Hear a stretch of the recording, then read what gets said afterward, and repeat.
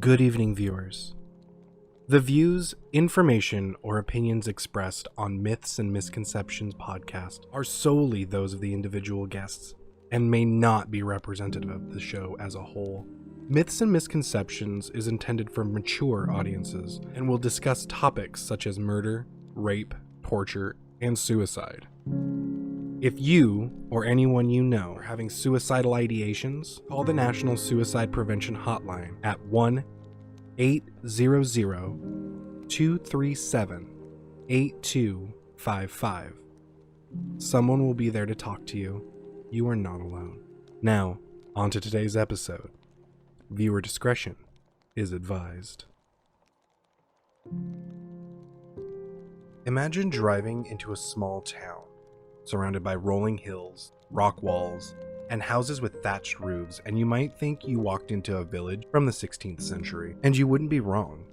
The tiny village of Lower Quinton in Warwickshire, England, has a population of around 1,000 people and looks like something straight out of a Brothers Grimm fairy tale. However, this town was subject to one of the grisliest murders that has yet to be solved.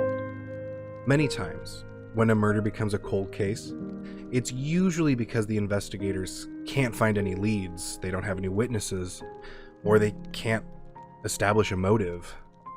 It's not normally because of superstition or claims of the occult, especially for a hotshot Scotland Yard detective that is used to solving cases in the seedy underbelly of London.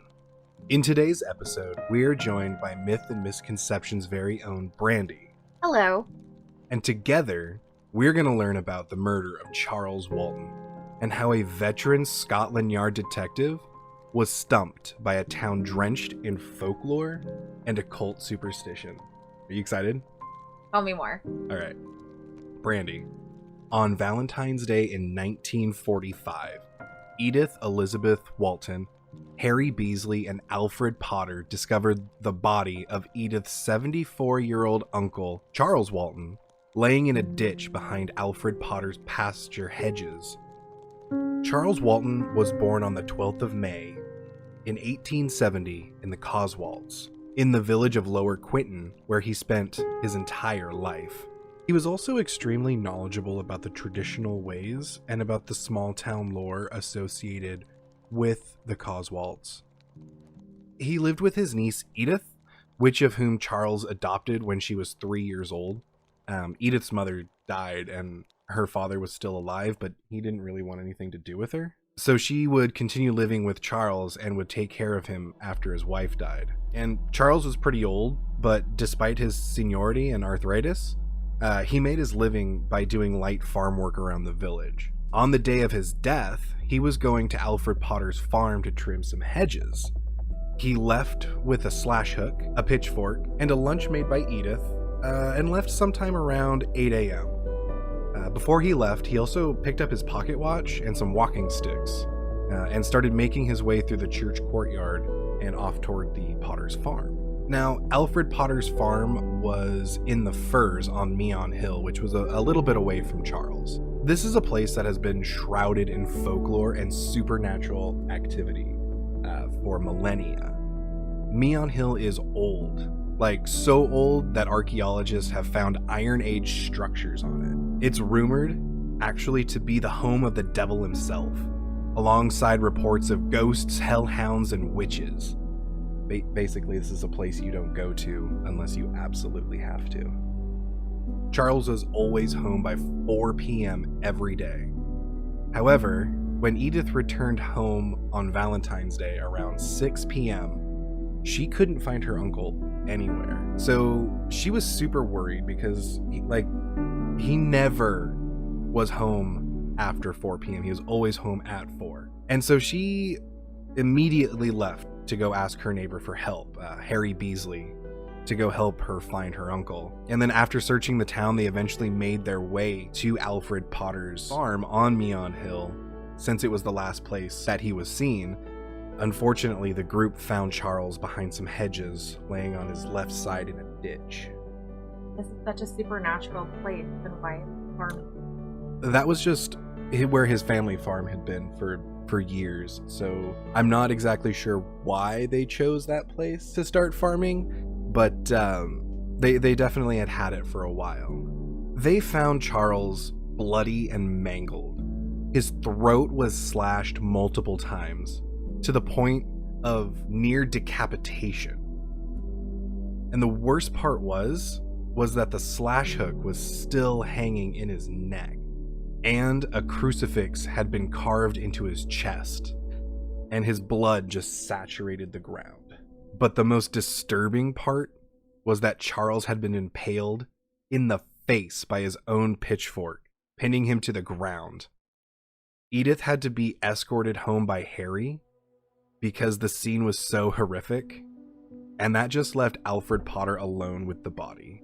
When the police arrived, an officer by the name of Lamancy noticed that Charles' clothing had been unbuttoned and disheveled, and that Charles was missing his pocket watch.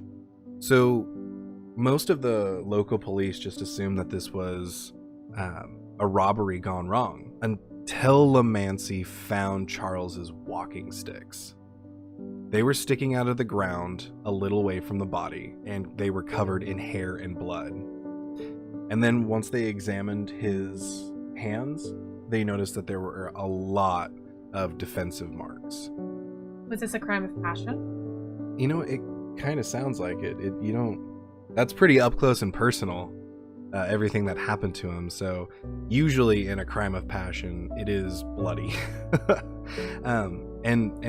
So upon further examination of the skull, they realized that his head had been beaten until it cracked open. That's lunch money. So let's just take a second. This 75 or 74-year-old man had been beaten until his skull cracked open. He had been almost decapitated, had a crucifix carved into his chest, and he has a pitchfork where his eyes used to be. I would say maybe he owed something a little bit more than just some lunch money. Since the only person at the scene was Potter, naturally the police decided to question him.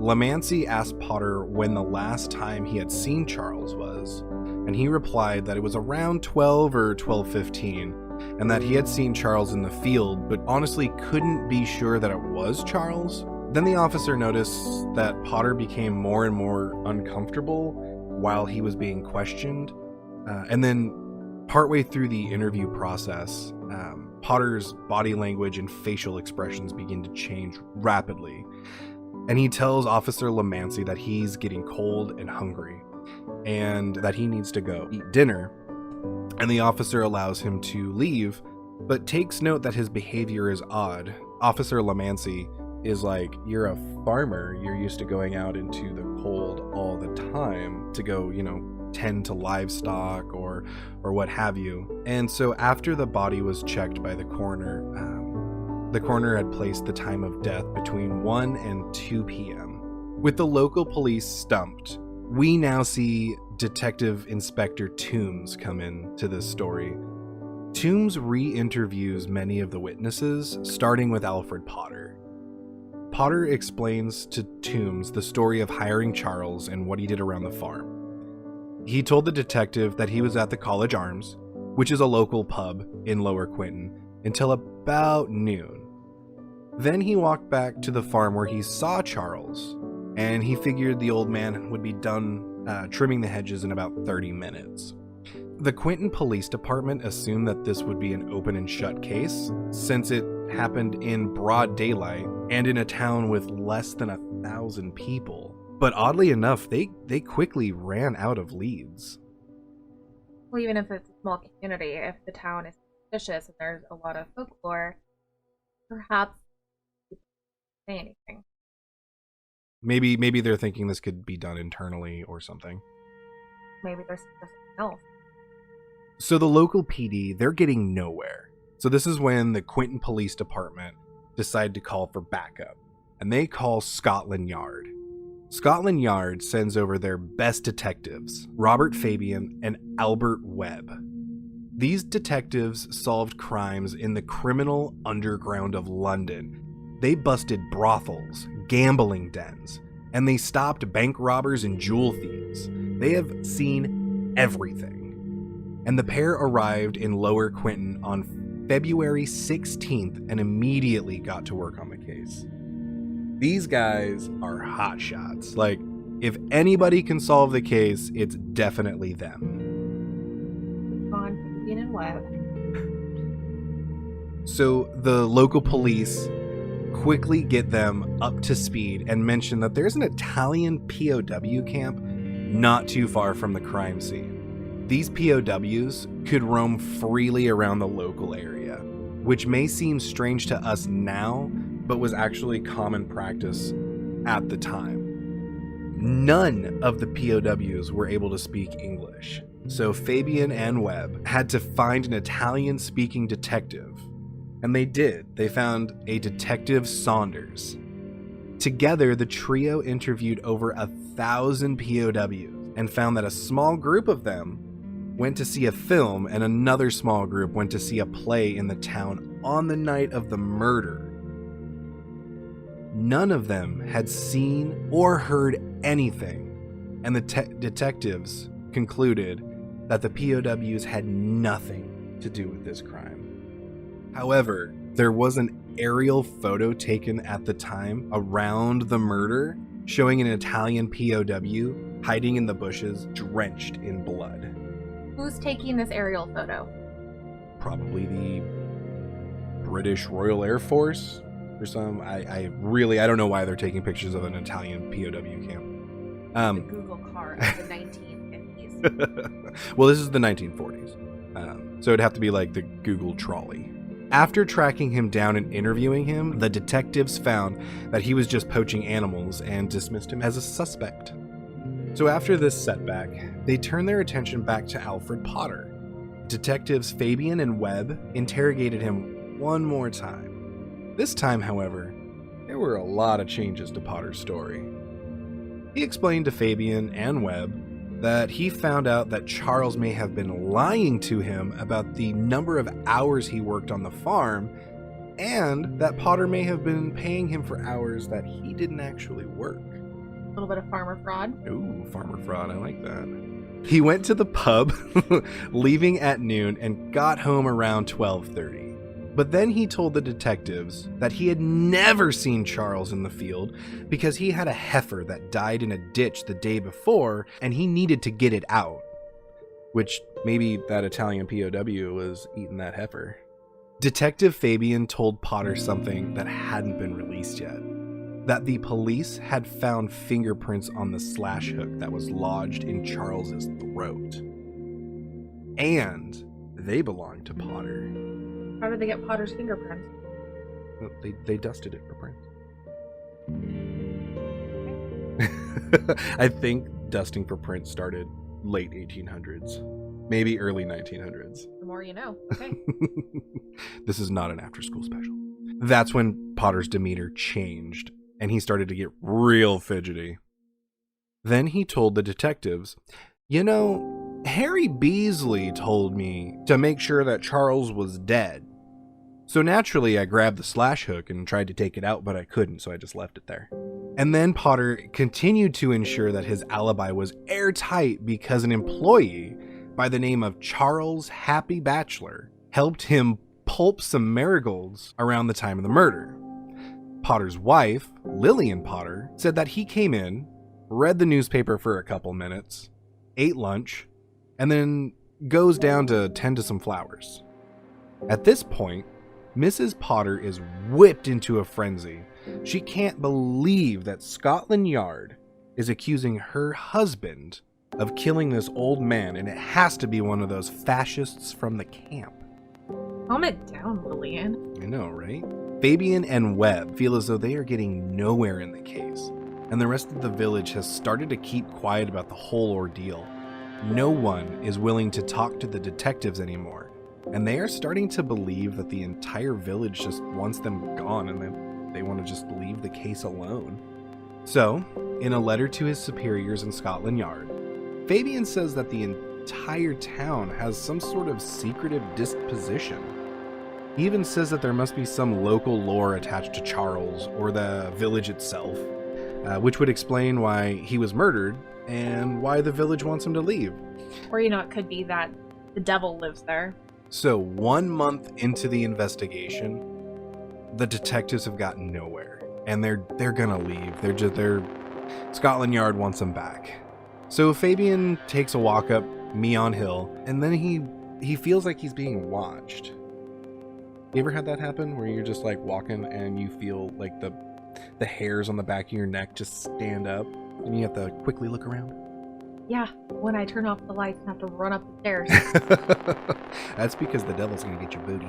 He turns around and sees a large black dog sitting on top of one of the rock walls, just staring at him. They lock eyes, and after what feels like forever, the dog jumps down, runs past him down the hill, and a few minutes later, a boy comes from over the hill, and Fabian asks if he's lost his dog. His dog went down the hill. You could probably catch him if you run. Fabian describes the dog to the boy, and the boy just turns white as a ghost and runs away from him and gives Fabian a very unsettling feeling. Maybe he was a ghost. Plot twist. Later that day, Fabian finds the black dog hanging from a tree in the village. That's not nice. A dog. I don't know. I mean, this was the 40s, man. Weird stuff went on.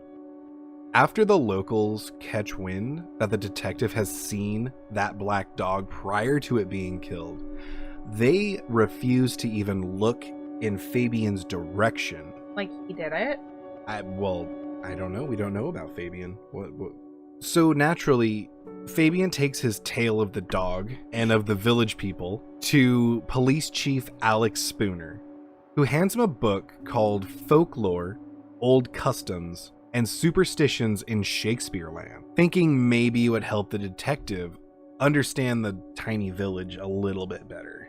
So Fabian begins to read the book, and he's just devouring the information. He becomes fascinated with the lore and starts to realize why the townspeople are acting so secretive and paranoid. This village is one of the most superstitious and occult-obsessed areas in all of England. Beliefs in the devil, black magic, and ghosts are still extremely strong in Quinton. Like to this day? To this day. This town has a lot of lore of just witches. There are a lot, and we'll find out in a moment, there are a lot of witch trials. You see, because on top of Meon Hill is this megalithic structure called the Rollright Stones. The exact purpose and the origin of the stones are a mystery to archaeologists today and were the scene of occult practices and rituals. But the most prolific practices that happened on Meon Hill were the burning of witches from the 1600s all the way up to 1940. In 1622, there was a series of droughts and bad harvests that made resources in the Cotswolds extremely limited. Naturally, the people of the time assumed that this was because of witchcraft and found that a woman named Isabel Goad had been talking to toads. Ooh, sounds familiar. Ooh, what's going on? Which she would use to poison the land to make it unsuitable for farming. So she was burned at the stake on Meon Hill for being a witch. Tell me about the toads. The toads? You said she was talking to toads. Oh, so she would talk to toads. There was this practice that witches would use in that time period. I believe it was called tilling, where they would commune with toads to essentially till up the land that had already been seeded and poison it so that nothing could grow there. Another prolific case of witchcraft was in 1875 when Anne Tennant was killed by John Haywood because he accused her and 14 other women in that village of being witches. He beat Anne Tennant and then slashed her neck to near decapitation with a slash hook. Then he carved a cross into her chest and pinned her to the ground with a pitchfork. He accused her of using frogs to make the land unsuitable for farming. So I'm just thinking, for all women. Yes, there are a lot of women that are accused, but if we remember from the Salem witch trial, there were also men. So I'm sure that the men, that there were male witches that were also put on trial. But I think history has warped it so that, women are witches, men aren't witches. You know what I mean? It's kind of a sexist thing, but whatever. While reading the book, Fabian took note of the mention of black dogs. They are said to be an omen of death and a symbol of the devil. One dog, named Black Shuck, walked into a church and killed the priest and the parishioners while they prayed. Many people still to this day see a black dog running down from Meon Hill. This is when Fabian learns that Charles Walton had seen a black dog shortly before his death. So Fabian has this small town folklore running through his head right now. And he has correspondence with Scotland Yard, but he doesn't tell Scotland Yard that his case is similar to a case in 1875. Instead, he focuses solely on Alfred Potter. He eventually found out that Potter would routinely steal money from his employees by forgetting to pay their wages. However, with the unwillingness on part of the villagers to talk to him or his partner, they had to leave and go back to London at the end of March. Returning to England, Fabian goes back to the much easier and mundane criminal underground of London. Can you imagine that? It is easier to solve crime in London with hundreds of thousands, I don't know, maybe millions of people at this point in London, than it is to solve a case in a town with less than 1,000 people in broad daylight. He ended his career and retired in 1949, leaving the Walton case unsolved to this day. Fabian did take one last crack at it a year after the initial investigation, but still couldn't get the villagers to talk.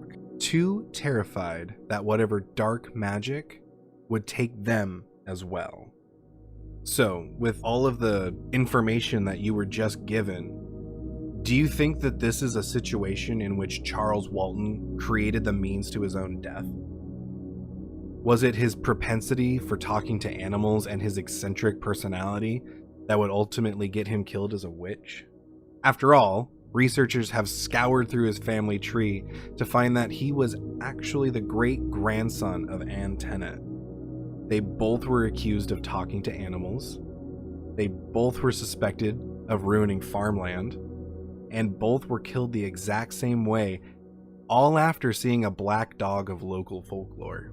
Was this a mass conspiracy on the part of the villagers to take care of a witch, or at least a person that they thought was a witch, and a way to keep the devil at bay, essentially giving him his daily bread? Or was it a much simpler motive that got Charles Walton killed? And what's the oldest motivation in the book? Money. So, did Potter kill Charles because Potter was paying him for time that Charles hadn't worked? So, falsely paying him? Well, if he wasn't paying his employees, though. Or did Charles confront Potter about stealing money from him and the other employees, and Potter killed him to keep him quiet? And I don't know, maybe Potter is this big personality in Lower Quainton, so everybody's just afraid of him. And then it seems as though Potter was trying to blame the Italian POWs to keep the police off his trail. They seemed like a pretty good scapegoat. Absolutely. Interestingly enough, a few minutes after the murder of Charles Walton, his pocket watch mysteriously appeared on the front doorstep of Edith's house. So, I'll leave you with a quote from Detective Fabian himself and let you draw your own conclusion. He said that every murder that has ever occurred has been perpetrated by someone the victim knew. Heavy words. I mean, if you guys want my opinion, I think it was Potter. I think with all of his mannerisms during the interview process, the fact that the fingerprints were on the slash hook, his story changed 3 different times Not like you see in a normal interrogation, but it changed like details. Times changed. He didn't have a overarching story. It went from, yeah, I saw him, but I'm not sure if it was him, to I had to get a dead cow out of a ditch, so I didn't see him at all. And then it went to I was at the bar, and then I was cutting some flowers. Well, maybe instead of thinking that he did it, perhaps there's something to folklore. Because again, if he was the great grandson of Anne Tennant, she died in a similar fashion. They were both known to talk to animals. Who knows? Maybe Potter was actually just the hand that carried out the task, but it was more of a town conspiracy. I like that. The entire town conspired against this person, but Potter was the one who did it. Well, viewers, you've heard our side. What's your side?